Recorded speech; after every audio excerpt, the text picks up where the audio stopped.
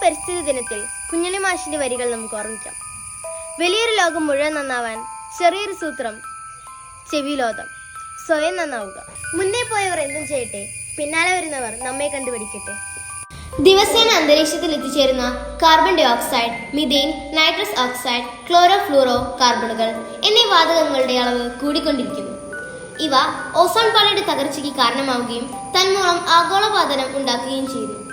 മരങ്ങളും കാടുകളും സംരക്ഷിക്കുക, വനപ്രദേശങ്ങൾ വിസ്തൃതമാക്കാൻ ശ്രമിക്കുക, അതുവഴി കാലാവസ്ഥാ സുസ്ഥിരതയും ഉറപ്പാക്കുക എന്നതാണ് പരിസ്ഥിതി ദിനാചരണത്തിന്റെ ലക്ഷ്യം.